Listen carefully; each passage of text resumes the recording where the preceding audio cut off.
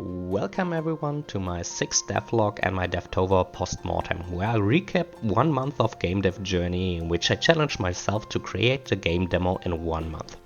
A big thanks to those who followed me during this process and encouraged me to go on. In this video I will try to focus on the obstacles I had to pass and the fails and errors I did in retro perspective, as well as on my achievement and my experiences. I'm gonna summarize my 10 biggest mistakes so you might be able to avoid those pitfalls while some of the gameplay is running in the background. Some of those mistakes might seem really obvious and easy to avoid, but I'm gonna tell you it's easy to lose track along the way, which brings me to the first big error I made, which is you need to focus more on the planning phase. I went into the challenge mainly with the motivation to get a project to a shareable and playable state. After I choose a base idea, I struggled with choosing the genre for it. I wanted to focus on storytelling, but I feared since I'm from Germany and English isn't my native language that I wouldn't satisfy the standards in storytelling that I would love to set for myself. I thought a soulslike would let me tell a story with lesser dialogue and a focus on environmental storytelling. So let's call this the second big error I made during my journey, and I completely switched the genre about 1 week in because I realized I don't even like Souls-like and I didn't know my genre. So know your genre. At this point I already had a dialogue system in place and I had to realize it wasn't really suitable for the RPG game I was imagining. Besides learning that I'm an idiot for picking a game genre I'm not too familiar with and I don't really like, this was probably the point that got another and even bigger problem onto the plan, which is good old scope creep. I actually even invented a couple of mechanics without a purpose in the end game, which was like day and night cycle and mechanics like a pet, which was following you all around and could jump on your shoulder. It was sweet and nice, but really it wasn't focused on what I was imagining in the end. So focus on the core mechanics. Having more mechanics doesn't make your game itself better in itself. Can be a bigger experience for sure in the end game, but I just thought let's do quests, inventory, talent trees, day-night cycle, combat with boss fights, summoning, healing, dodge, block, magic, shapeshifting, as well as NPCs having behavior, cutscenes and more. It was just stockpiling on top of each other, and this was leading to the next big mistake, which was bad coding. By being in a constant rush for making new mechanics and implementing them quickly, I didn't care a lot about doing them the right way and decoupling from each other, so they were coupled into each other and I couldn't track down bugs and fix problems in the end anymore, which led to many more problems down the road, which wasn't really necessary if I had chosen to go the right way and do good coding from the get-go.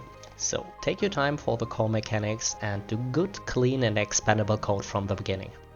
At this point I was kinda lost in the process of creating a game I didn't know anymore, and the next problem was I didn't play my game during all of this time. So when I started some stuff and the mechanics and tried it, and I suddenly realized that combat was really bad and the game loop felt horrible.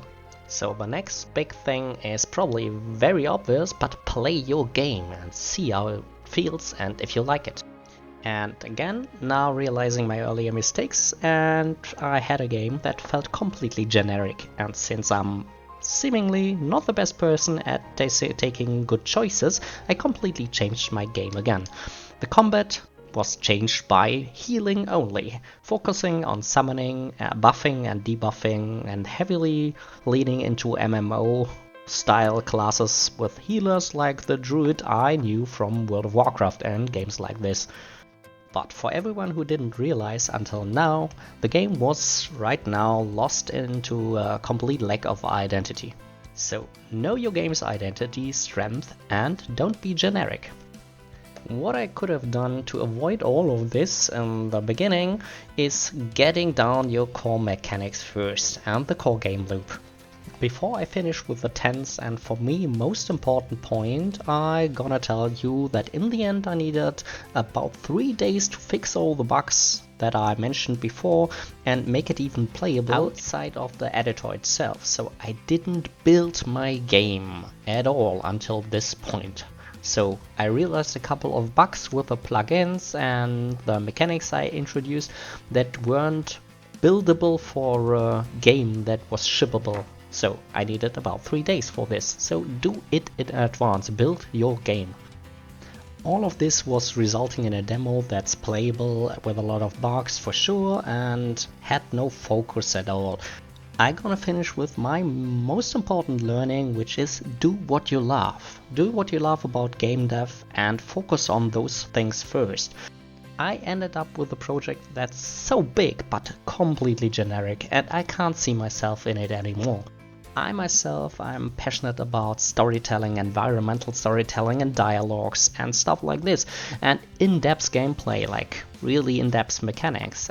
It was so big and generic that I couldn't focus on stuff like this at all, so there's no real story, just a generic tutorial, and I don't like it at all. I wanna finish with something great, which is, maybe it doesn't sound like it anymore, but I'm really happy that I participated in the event and I learned a lot of stuff that you always read about, but I learned it the hard way, and I can only encourage you to do the same, whatever your projects are, if it's game dev or something else. I learned not only a lot of stuff about game dev, but about myself in the process. Like, I can be an incredible disciplined worker, getting up at about 4:30 AM for 30 days straight, working at my projects and coding, and still loving it, even until the last day. That shows me that I'm on the right path, and I learned where my passions lie and which personal weaknesses I got to avoid. So big thanks to all the people organizing and taking part in the event. I hope you all had a great time like me, and I'm in for the next year for sure. I'll take a couple of days now to see what my next project will be and focus on what I love first to build everything else around. Thank you for watching, and I'll let you know what I'm up to next soon.